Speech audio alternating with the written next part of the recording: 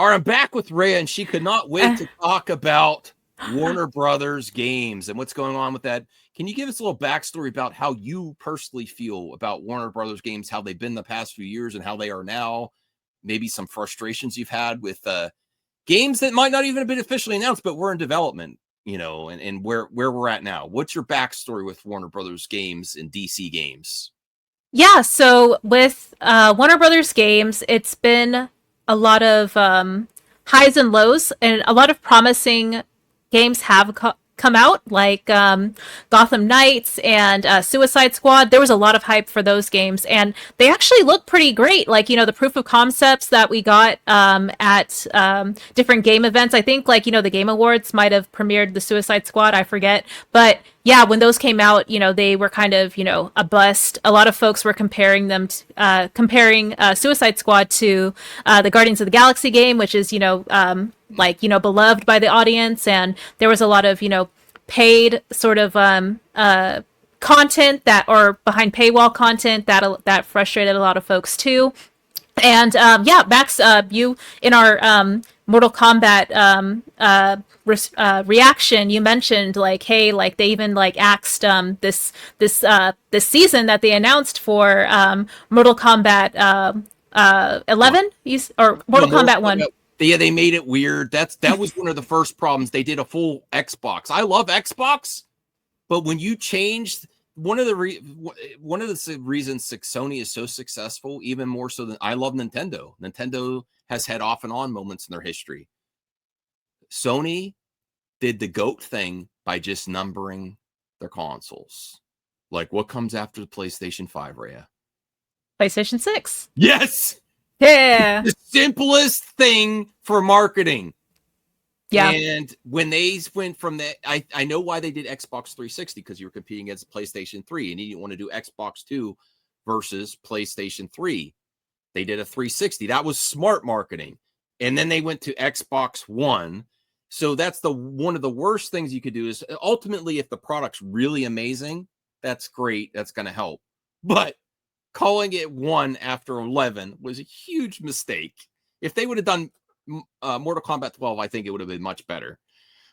Yeah, but that's another frustrating thing that I didn't even realize that you cited. Yes. And yeah, multiverse. People were actually like, cut the core audience of folks. They were engaging with multiverse, but yeah, the paywall content and just abruptly pulling the plug. I think that's where a lot of folks who were heavily following their games were kind of got frustrated. And I think with like Hogwarts, the Hogwarts Legacy game, it kind of just came and went. There was like a huge spike, and it made like $1 billion or whatever. But then, there wasn't a lot of substance in the game, so people like kind of fell off. But yeah, there's just a lot of there were a lot of promising, oh, and Wonder Woman, of course, too, getting announced, and us, kind of being, left with our hands, out for several years, wondering when we're going to see more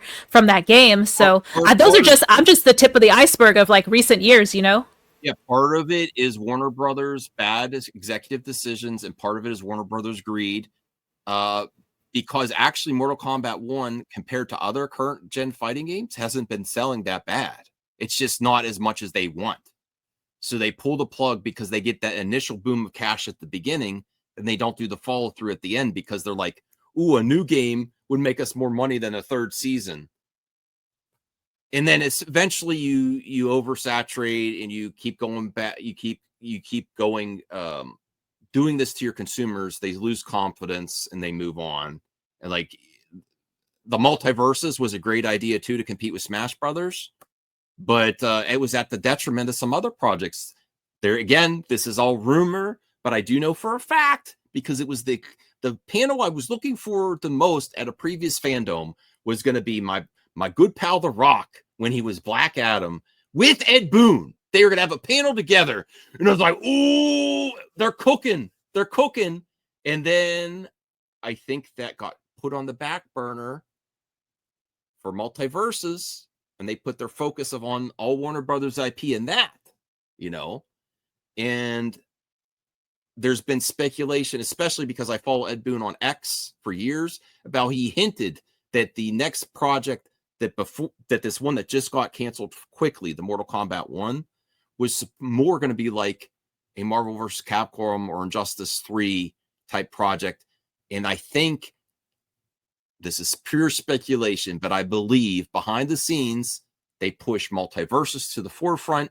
You get the DCIP for the fighting game and make a Mortal Kombat game again, because they made two Mortal Kombat games in a row instead of Mortal Kombat Injustice, Mortal Kombat Injustice.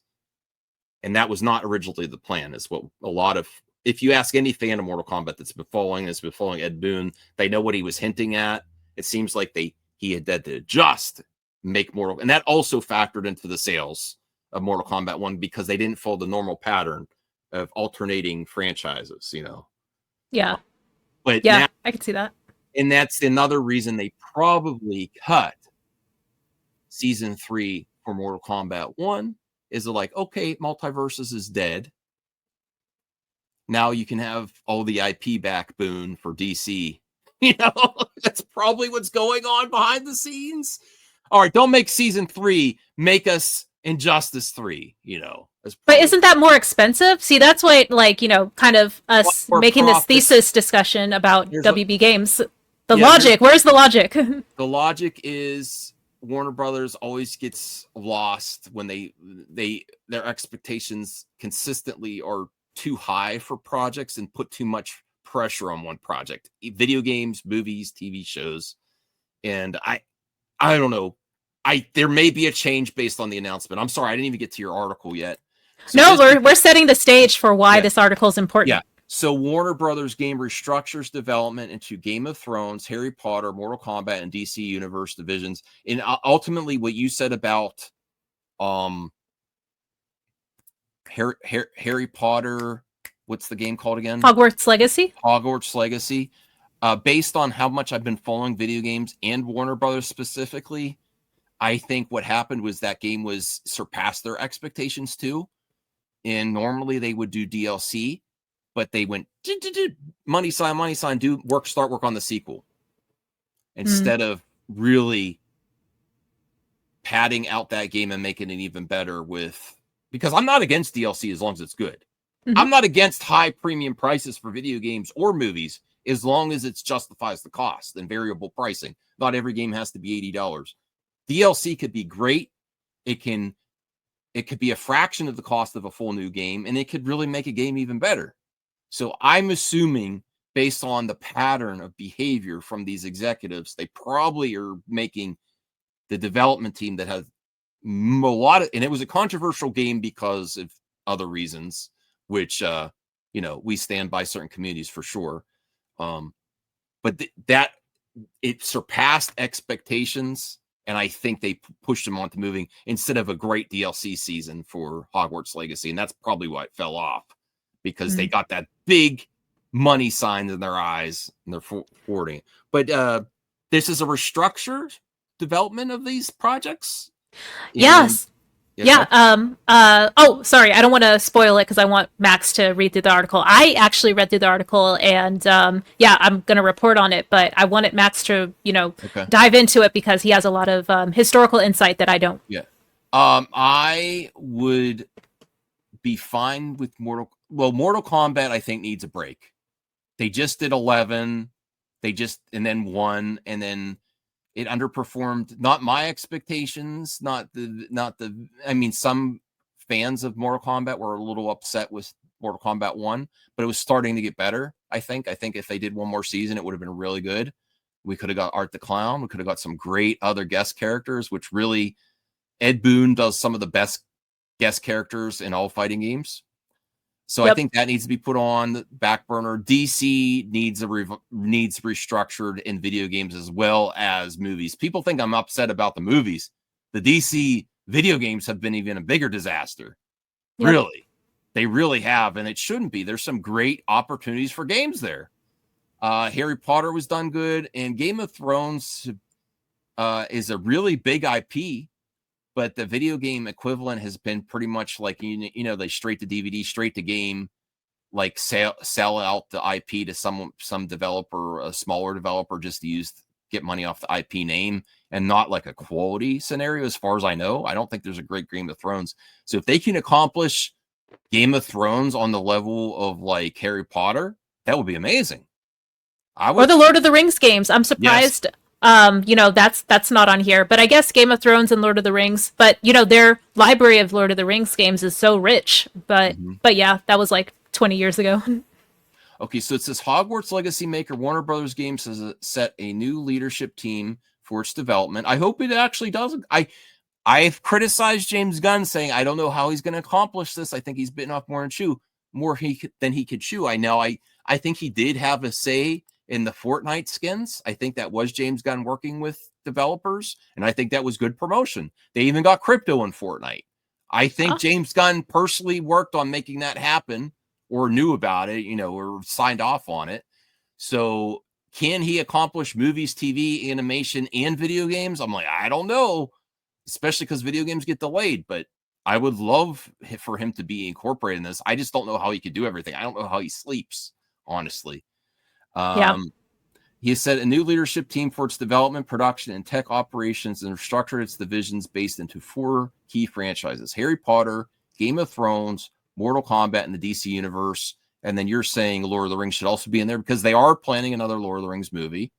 Yeah, I do want to correct what I just said. So the Shadows of Mordor games, or like the Mordor games in general, like, yeah, those came out like in the last 10 years, and those are very popular too. So I want to give them credit for that. It's just that, we're, at a point where, yeah, they've been kind of fumbling the ball and dropping it and stuff. So I just think that, there's a bunch of other IPs that they have in their wheelhouse that would be worth focusing on, but I can see why they want to focus on these 4. So yeah. Something to add to that potentially could be is when they made the movies of Lord of the Rings and then they did other games, the Tolkien estate, I don't know what the roles are on other mediums besides the movie. Like, they're obviously making another movie, so I don't know if they have to pay additional things. Like I think for these other franchises, they pretty much own like the whole part of the IP. But I'm guessing Tolkien's a little more nuanced, and that could be something. But also, yeah, Lord of the Rings games are going to sell great. And I do really want a next-gen Lord of the Rings game, honestly. No, same. And then, like, I guess to be fair, too, it's kind of, it's original stories within the context of events from the books. So I think they have that going for them. Anyway. But we are getting a new movie, so that should be really at the forefront of what they're thinking about WB Games, for sure. Per WBD, 3 current studio heads have been promoted to the role of senior vice president as part of the Warner Brothers Games restructure. Warner Brothers Game Montreal studio, yes, LaChance, sorry for mispronouncing it, has been, I think it's Yves, but yeah. Yves, senior vice president development, overseeing the development teams working on Harry Potter. They probably went straight in developing a second game, which may have not been the plan beforehand, because the Harry Potter games haven't really been notoriously great or sold as well as that last one. That last one was like epic sales. They were kind of game tie-ins, like they were kind of shovelware. Yeah. Game of Thrones games. NetherRealm studio Sean Hemrick has been promoted to senior vice president development, overseeing the Mortal Kombat and DC games. And Warner Brothers Games New York studio chief Stephen Flannery has been promoted to senior vice president, central tech and services, overseeing game and publishing technology, customer service, quality assurance. That's great, and user research. Yeah, he's got the most important job, in my opinion. Yeah. Under the new WB Games development, production, tech leadership structure, LaChance, Hemrick, and Flannery will all report directly to JB Perrette, Warner Bros. Discovery CEO of Global Streaming and Games. All teams across development, production, and tech will report to LaChance and Hemrick, aligned to the franchise for which they are creating games. The game publishing division leadership will continue to be overseen by Perrette. Variety has confirmed this restructuring did not include any layoffs or the exit of any executives. That's great to hear. Yeah, that's really good. That's rare. That's rare that when you hear restructuring, you're like, oh no, Yeah. But honestly, they do need an overhaul, and these game studios at these big corporations that the main focus is either movies, streaming, theme parks. I prefer this to be more in-house instead of them just licensing out stuff, because then you also get curated stuff instead of just a free-for-all. Disney's gone more to the licensing after they got rid of Disney Infinity. They just like Speedstorm is licensed to someone else, and I like that game. Yeah, but that really, the quality takes a dip, I think, when you do that. And we both love video games, and our video game developers here, and our hearts go out to all the work in the industry, but no one wants just this huge mega corporation doing all the IP games. That also could have a dip. You know, you want this focused, curated thing. This is great to hear. I hope it works. Right. I think like with Speedstorm, it's like the fact that it's a live service that, you know, is kind of a barrier of entry. Like it was for me at first, but then I got used to it, you know, stable connection, having a great time. But yeah, I can see why, you know, that would turn off some people from even like trying it out. Sure, like if you're going fresh on this, I Mario Kart World ruined Speedstorm for me. But if you're going fresh into it now, it's not. That is one criticism. Here's two criticisms I have for Speedstorm. They need to do something to revamp it to make it more exciting after like 2 or 3 years.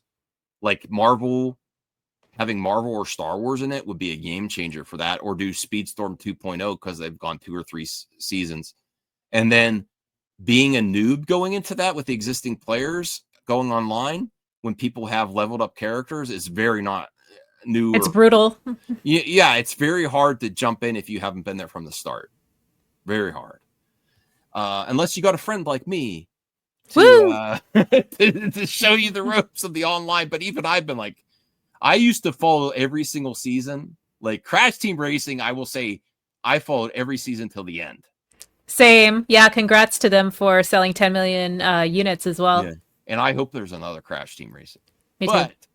But Speedstorm, I've fallen off. Like they could have had like, you know, a DC racing. I would have rather had that than Multiverse. But I know Smash is popular and they wanted to have their own Smashverse, but yeah, a racing game, you know, is where my interest goes. I downloaded Multiverses and tried it multiple times, and my biggest issue with it, I love the style, very cool, really cool to mix the IP. My biggest issue is that it was live service, but the offline play when you're in the same room, couch co-op, it should be easy to just play versus, and they made it really difficult to just play 2 players in the same room, not online. And I think that was the thing that ultimately led to its failure, because you have to have a great experience. Like why people love Smash Brothers so much is, yeah, it's fun online, it's great for but there's a lot of offline stuff you could do.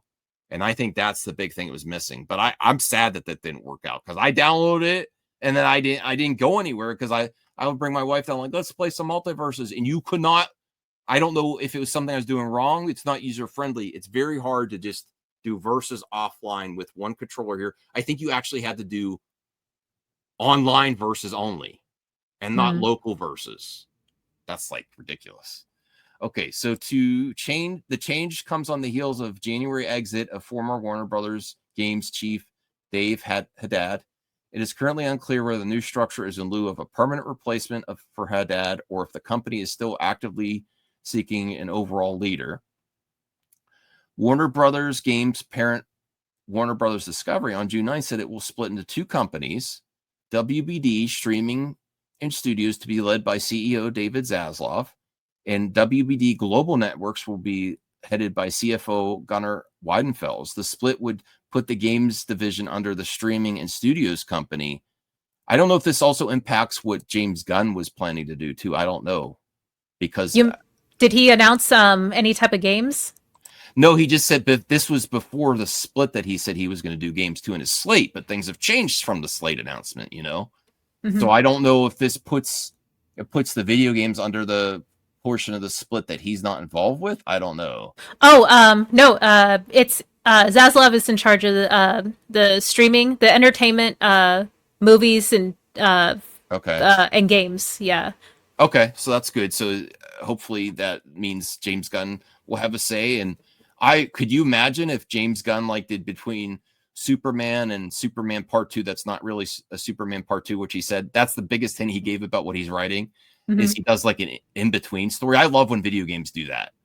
Yeah. Like in between the movies, it's not exact recreation of what happened in the movie, which they could be fun too, but honestly the better story driven video games are the ones that do in between or flesh out the story even more. Can you imagine if he did a Superman game in between the movies? That would be amazing. No, that would be great. And I would just hope that it's Superman centric, because, like you said earlier in the in this discussion, we need a Superman game. Yeah, and then based on what James Gunn said at the beginning, again, things have changed, could have changed, but he said the agreements that part of the reason maybe that he didn't use Cavill is you had to the way contracts were before, where you had to negotiate a contract for each part of his appearance, the movie, cameo, video game. But if I'm accurate, based on what James Gunn said at the beginning when he took over in the slate, the people that he was hiring, the new people, you had their likenesses for all medium, comic, and that's a lot better. And now some might not like that for if you're really supporting artists and their rates might not like that, but it's going to make things more possible making a video game with David Cornsweet as the image. You know, that's why you got so many James Bond movies where the current James Bond is not the James Bond character, you know? Yeah. I think my one thing too about that is, like, I hope David is getting paid for all these, different likenesses of like him in comics and the video games, at least some sort of, compensation, not just, one big lump sum that he paid and he was paid and then his likeness is infinitely, usable without paying him anymore. Right. We're hoping that he didn't get shortchanged. We hope he was well compensated, but also reasonable where you can use his likeness without renegotiating every single appearance. That's where that was before. And that, besides whether we liked Cavill to go forward or not, Cavill was at a part of his career where he was growing. He is a megastar to me, but to be, ask for your rate, get your bag, he was negotiating every single aspect of his appearance, I believe. I agree. Yeah, his manager was Dwayne Johnson's manager, his Dwayne's ex-wife, and she's very assertive in the boardroom. And to be honest, Warner Brothers, they're not like out of the pick, but they really can't afford that, to be fair. Every single, True. So let's hope the best for Superman, and I would love a game with David. We'll see. Ultimately, if it's a big success, gets to $1 billion, it makes it more likely that you might get a David Cornsweet video game as Superman. And hopefully it's not we got a Superman game. He's in Fortnite. Yeah, we want more than Fortnite. Sorry. Yes, please. That's not enough. Although we got to try Fortnite. Yeah. Same. Okay. Yeah. All right, the shift maybe on Switch 2. Maybe Switch 2 will be the difference.